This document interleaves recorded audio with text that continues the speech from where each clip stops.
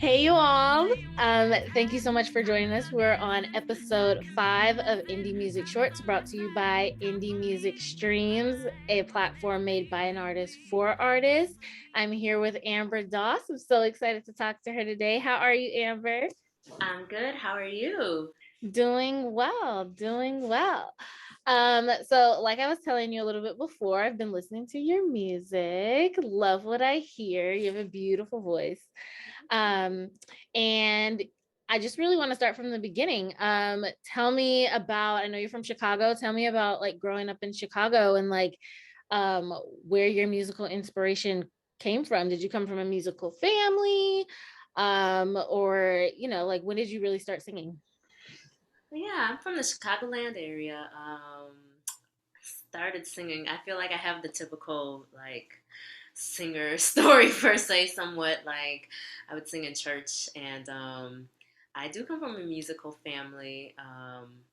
My mom was a piano player, is a piano player, I should say, and my dad is a singer. So kind of grabbed from both of them to do what I do.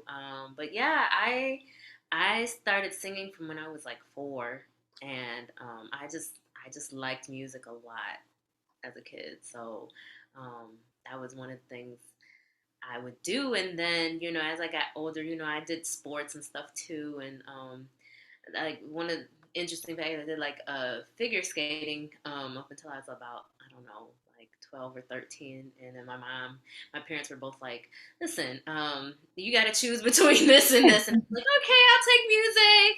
I'm not going to be, an Olympic figure skater or anything. So that's all Yeah. good. So yeah. Yeah, so it sounds like figure skating, I would argue that that's another kind of art. So it just sounds like you were like art inclined, creative inclined. Yeah, I just kind of, I'm one of those people who kind of likes to try like different things and just be like, this is cool. Okay. So yeah. Yeah, yeah, yeah, yeah. Awesome. Um, who would you say were some who did you listen to growing up? Like who were some of your inspirations in terms of singing? Yeah. I listened when I was a kid, I listened to a lot of Whitney Houston. But I was very much influenced. My influences, I feel like, are very wide. I like a lot of Nancy Wilson. She was a famous jazz singer, for those who don't know, and gravitated to her a lot. Um, I enjoyed Stevie Wonder. My dad was very loved. That's like his favorite artist and one of my favorite artists. Mhm. And I listened to a lot of classical music when I was a kid. Debussy is like one of my favorite composers when it comes to classical composers, and just a wide range of things. Prince was a big influence, and yeah, so I don't know, Anita Baker. I don't know. Yeah, yeah. I And then there's like, you throw in some hip hop a little bit, like a Tribe Called Quest. Mhm. So yeah. Yeah, I hear all that in your music. Actually, it's funny you say Whitney Houston and Stevie Wonder because that was gonna be my guess. Like seriously, like when I was listening, I was like, because so what stands out to me with your music, I know that you're a composer, producer, songwriter, like you're like a what's past five, like a I don't want to say quadruple threat. I don't know what five is, but like you got it all. And and like in a world where like I feel like you hear a lot of like synthesized beats and like beats made from a machine, which is not, there's nothing wrong with that, but like the number one thing that stood out to me when I was listening to your music is I was like musicianship. Like you hear violins, you hear horns, you hear piano. I know you play the piano. um and so I really thought that that was cool because it's not something that you really hear too much nowadays. Not to say that people don't appreciate like a live band, but that really comes through in your music is like the instruments. And I thought that was really cool. Oh, thank you. I'm glad you liked it, and I'm glad it could come through. Yeah, sometimes I think I have so much going on in my head, and I'm just like, I'm gonna just throw everything here, and hopefully someone will get it. And then I'll make it a little repetitive. Mm-hmm, mm-hmm. I know that you play piano. Do you play any other instruments? No, mostly piano. I did play the flute for quite a few years, Hmm. and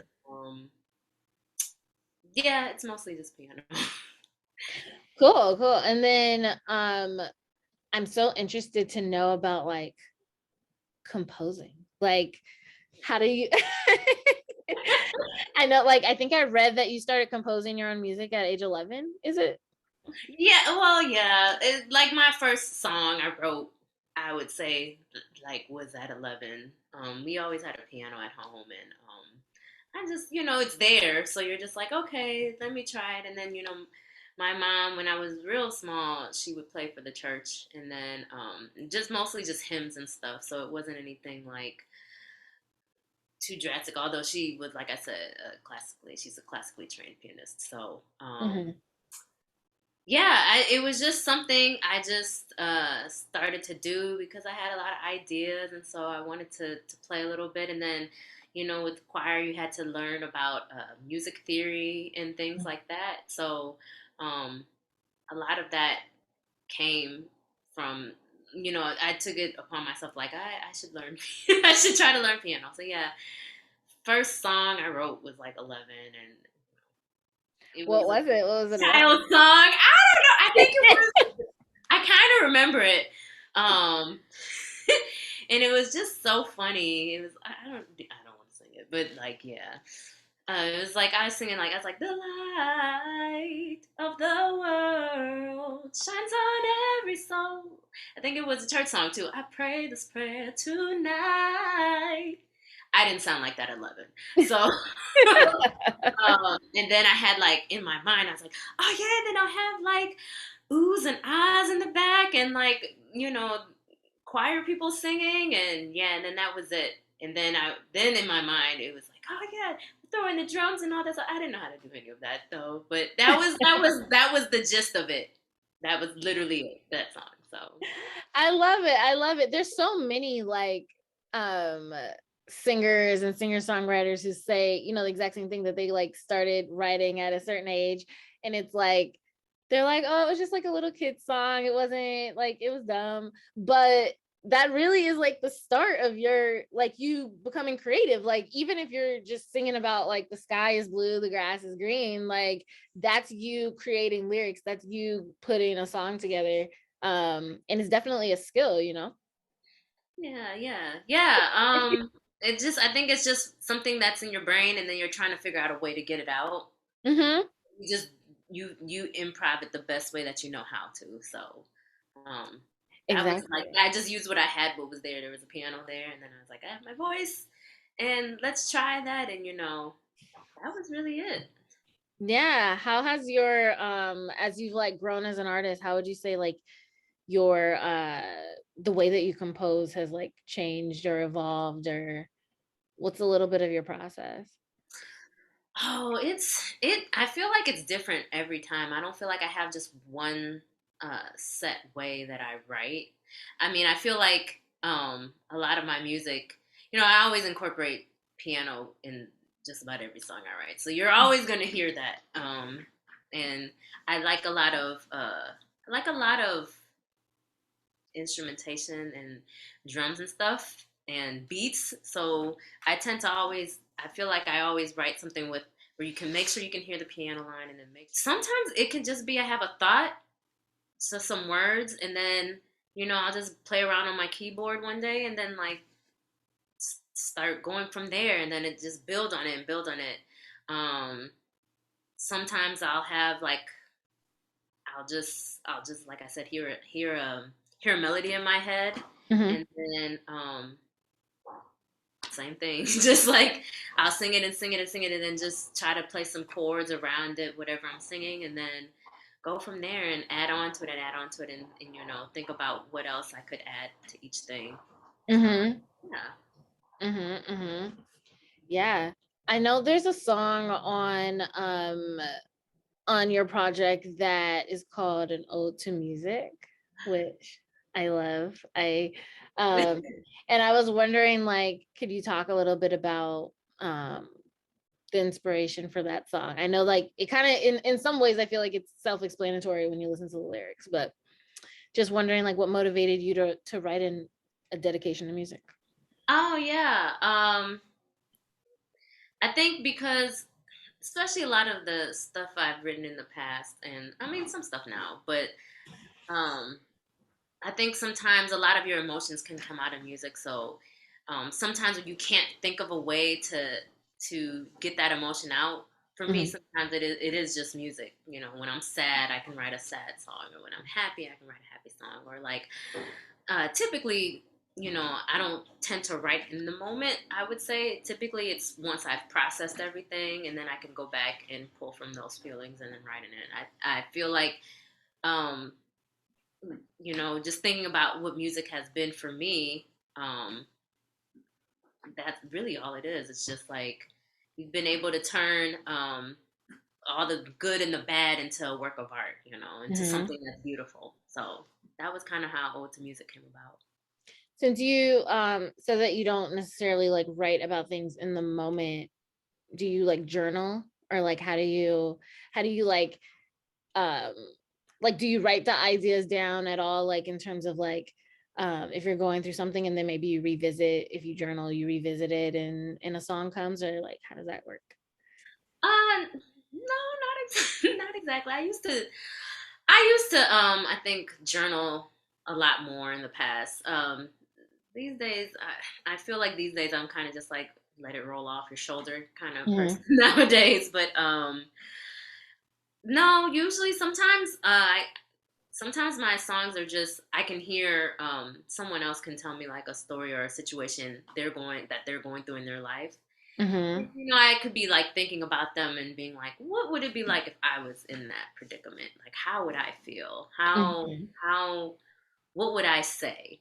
Mm-hmm. Sometimes that's how those songs come about. So even when it comes from a personal place, a lot of times it could just be me like sitting one day thinking about, oh yeah, I was thinking about that time when such and such happened, and like Mm-hmm. it's a crazy time, and then and then I'll just write something, and I maybe write about um what I would have done differently, or like Mm-hmm. how I felt in that moment, and just kind of pull from that. But usually if I write about that and write about something from that moment and place, once I get it out, it's out. It's I guess you could say it's almost like part of the healing process. Mm-hmm. Just, Mm-hmm. once it's out, you're just like, got it all out. It's all out of my system now. So yeah, and now it's on paper or in Logic. I don't know, whatever you want to say on keyboard, It's whatever. in the universe. Yeah. Yes. Exactly. um do you have you or do you write for other artists as well, or mostly for yourself? Mostly for myself. I collaborate here and there with other people, but mostly for myself. I would love to write for other artists because um, I'm always interested to see what someone else could do with Mm-hmm. with what I write. And sometimes, for me, especially now, I feel like sometimes I write a lot of music and I just have a lot of music, but I don't know what to say. Like I don't know what to say. And so the cool thing is when you compose or produce and you give it to someone else, they can take just this thing that you were just throwing together and literally make it a masterpiece or make it a work of art. And you're like, I could have never written that. Yeah, yeah. You took it to a whole nother level, and that's really the exciting and like humbling experience with writing and composing for other people. It's just like they can just take something of yours and just you know go with it. And make Yeah, yeah. There it. used to be a show on TV called Songland. Are you familiar with it? Yeah, a little bit. I was obsessed. They got rid of it. So sad. Oh. um, but it was exactly that. It was cool. It was like, songwriters would come, they would present a song the way that they wrote it as like a completely finished piece of work. And then it would get workshopped by industry professionals like Brian Tedder and Esther Dean and whatnot. And then they would take it and they'd be like, oh, like you need to like do this on this hook to make it more of a pop song, or they would take it and like amplify it and make it like a hit, and then they would come back and perform it. um with like their touches and edits and whatnot on it. And it would completely fascinate me what people could create, you know? So Yeah, you know, yeah. because you know, they are like the link to the chain to like whatever you need to get from that song, and it's just so cool to just hear an interpretation that's completely different than what you may have thought a song Mm-hmm. would go, you know, and that's just that's the great thing with music and with collaborating and writing and just, you know, people putting in putting their input into different parts of your song. It's great. Mm-hmm. Mm-hmm. Totally, totally. I know you're pretty well versed across a few genres like Yeah. opera, jazz, R&B, soul. What how would you categorize your style? Like, would you put yourself in a genre, or would you kind of say like um you don't really fit in a genre, like you can kind of traverse, you know, all of them? Yeah. Yeah, I feel like I've written songs that kind of, you know, cross genres to some extent. I mean, I've written jazz songs, and like I'm like, but I don't do jazz like that. But you know, Mhm. I would it wouldn't be considered pop or R&B or anything. And then there are some songs that, you know, it would literally be like that's straight R&B or something, you know. Um, I have. I always jump to this, and this was so long ago, but I still jump to it because someone told me I sound like theatrical R&B, and I was like, "What does that mean? I Yeah. don't know what that means." But I take it because people are like, "Well, what does that mean?" And then it's like, "Well, let me just show you what I have." So yeah, I don't really know what genre you could place me in, you know, and also, you know, I feel like nowadays, especially everything is kind of blended together. Some of these songs that you hear are like pop songs, but then they have, you know, hip hop in it and rap, and then it's like, you know, well, who would they be? You know, an artist that comes to my mind is someone like Doja Cat. I always hear, you know, she has great music, but like I always hear people saying like, you know, oh, she's a hip. They argue whether or not she's a rapper or a hip hop artist or a pop artist, and I'm like, she does all of that. So you know, where do you place her? You know, she could be anywhere, and I don't know. I feel like it's Exactly, hard exactly. to just pinpoint nowadays with different artists now. Do you like that for yourself? Like, I know like sometimes people feel like if they're placed squarely in a genre that it kind of is like putting them in a box. Do you prefer to kind of be referred to as kind of genreless? It doesn't bother me. I mean, I think in some ways it's very good because it just shows you that you're multifaceted and that you can kind of go. How would I say it? I guess you just go where you're appreciated in a Yeah. way. You know, you just find your niche and then stick to that. And you know, I mean, even Lady Gaga, she's doing, you know, sings jazz with Tony Bennett now and stuff, and it's kind of Hmm. like, you know, she's pop, but then she also does musical theater, then she does jazz also, and it's kind of like, where do you place her? You can place her anywhere, and I don't think it hinders artists per se either. You know, I'm just thinking of the artists that are coming to my mind, like Taylor Swift, another one. Hmm. She's country, but then she's pop, and it's like, well, which one can she be? She could do both. Hmm. So Hmm. I yeah. think I think specifically for like singer songwriters or for songwriters in general, it's definitely a strength because, you know, specifically if you're going to write for other people, to be able to write across multiple genres is like, that's so wild to me. Like, the example that comes to mind for me is Billie Eilish and like her brother Phineas. Oh Like, yeah. so like Billie's pretty genreless. Like I can't say that I hear a song like she's on this last album. She's got like some bossa nova vibes, and I'm like, okay, that is so different from Bad Guy, Yeah. you know. Um, but then if you go listen to Phineas's stuff, apart from her stuff, it sounds completely different. It's a whole nother vibe. But I know that he works with her to write a lot of her music, and then he works with a lot of different artists. He writes for like Camila Cabello and several different artists. I think he wrote for like Justin Bieber, and I feel like there's certain songs where like I can hear pop influence, but I wouldn't categorize him as like a pop writer, but he's like really good at it. So I feel like it's a strength if you can kind of like, go through different ones.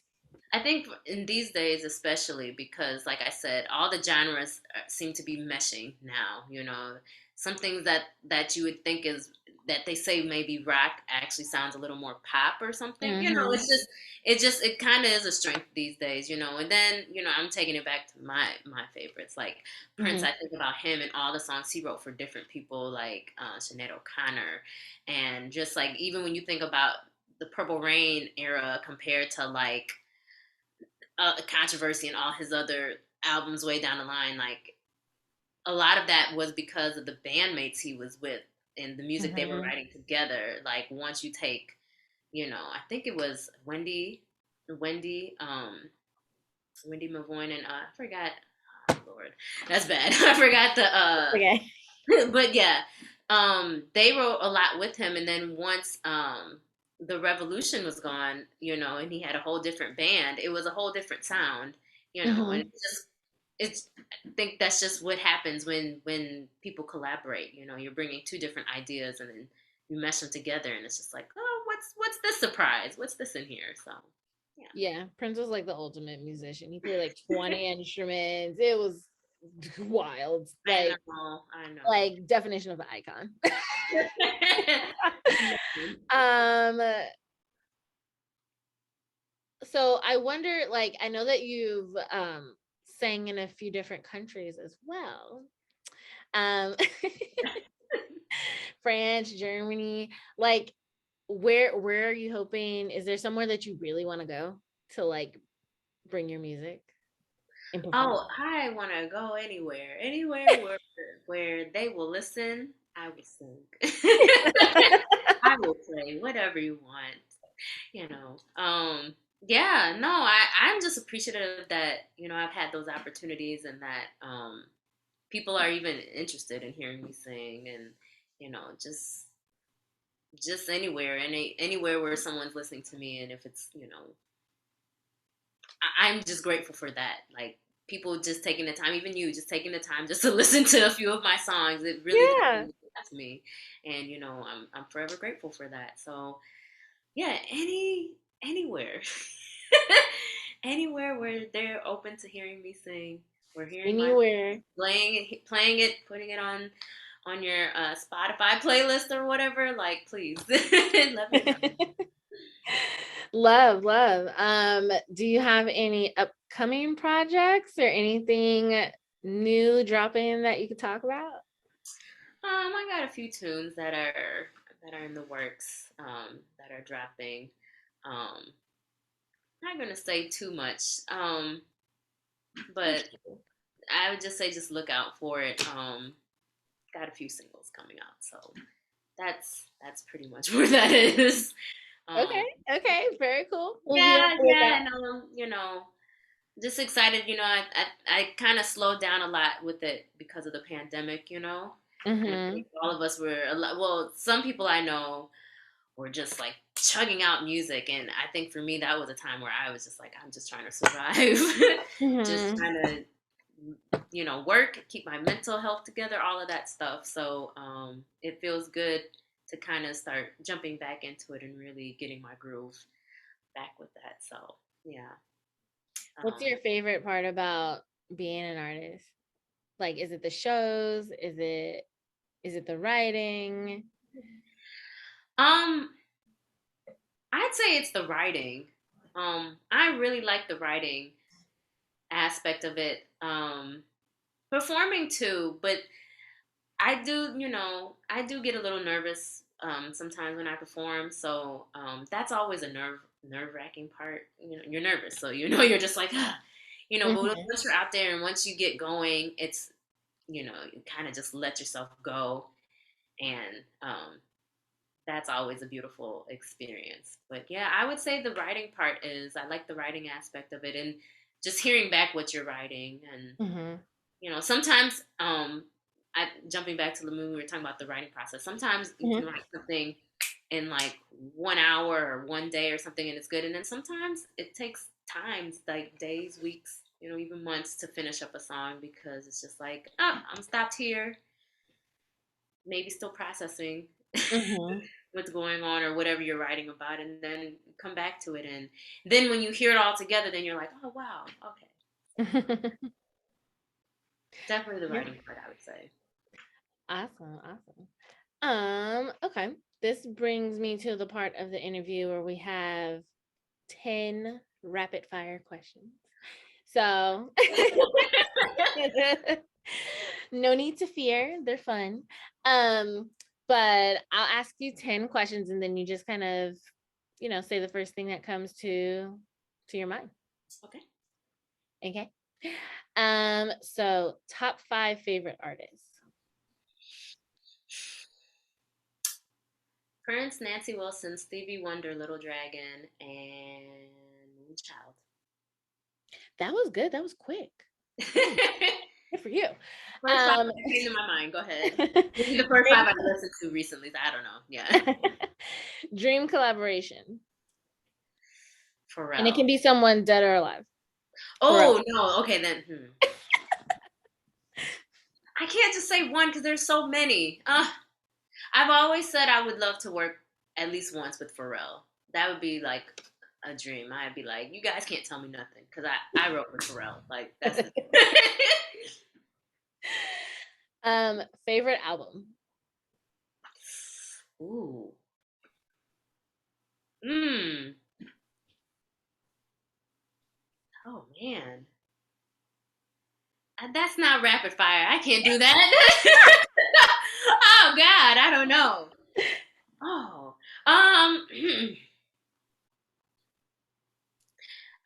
I don't think there's a excuse me, an album I can think of. There's an artist that I know every time something of theirs comes on, I just let play, and that's Little Dragon too. They're Okay, I gotta check out Little Dragon. Oh Okay. yeah, they're a little more. They're like alternate pop type of Okay. group, but like, yeah. Typically, whenever I hear something of theirs, I'm always just like, okay, I'm gonna just let it play and just keep Okay. Okay. going. Dream venue that you want to perform at. mm,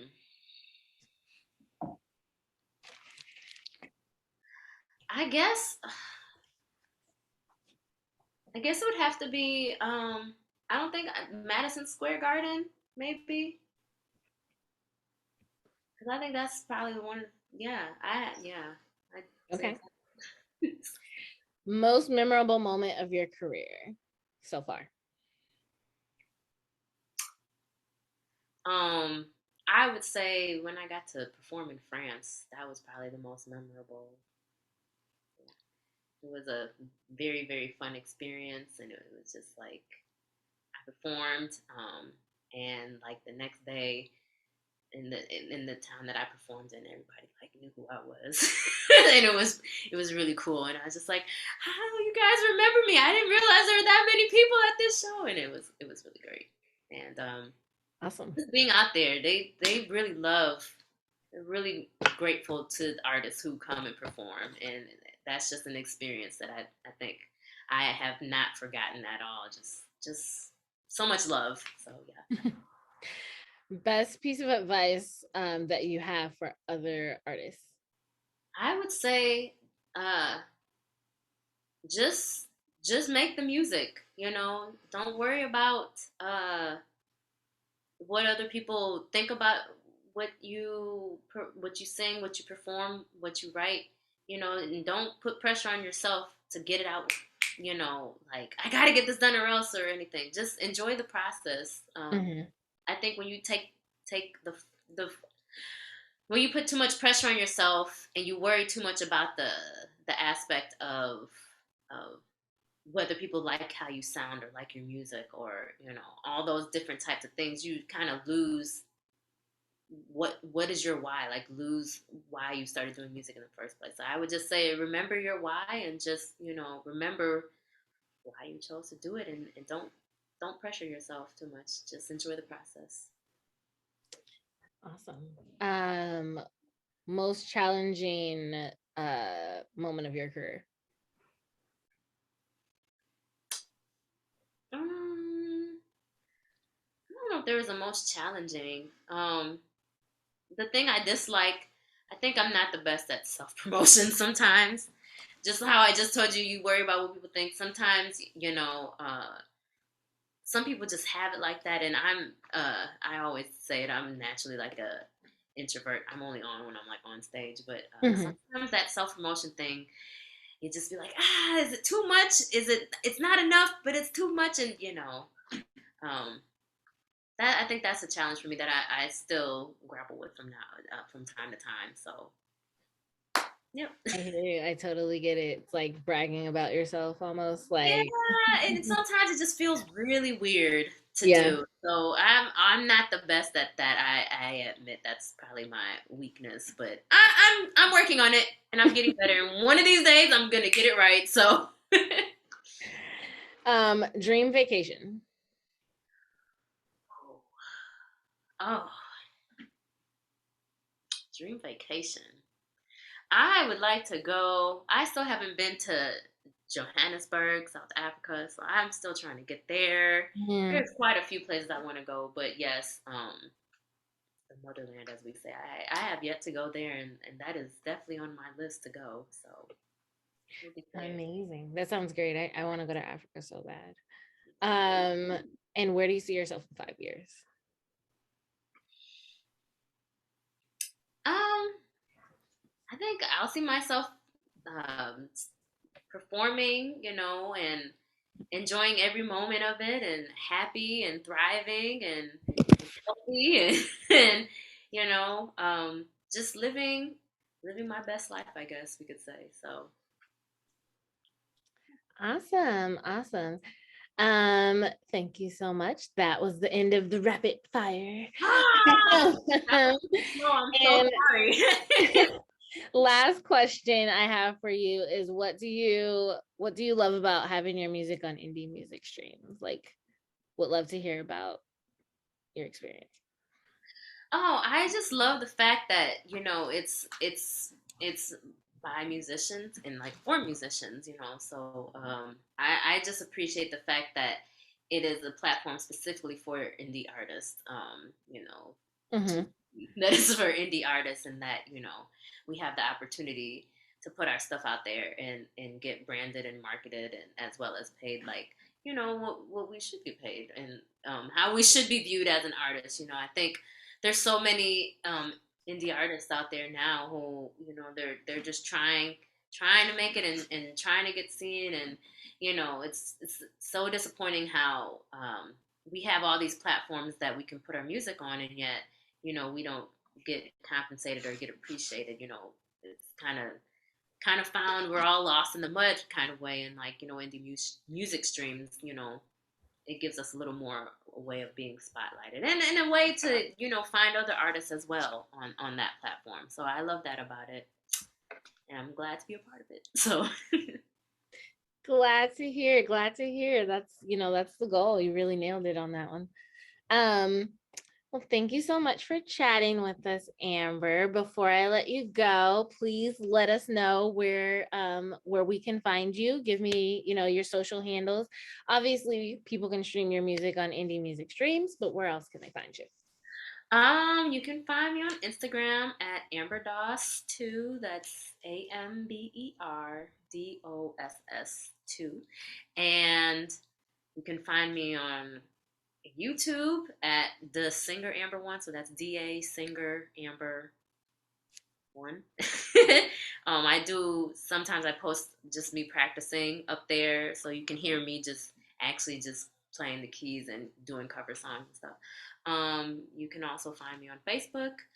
Um, I think that's also under the Singer Amber One. So yeah, you can find me on all those places, and about it. Awesome. Well, thank you so, so, so much. Really appreciate you taking the time.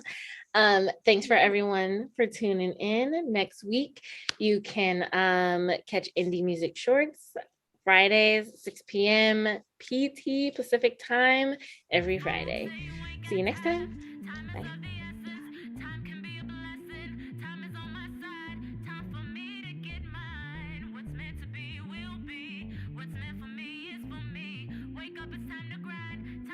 Now I gotta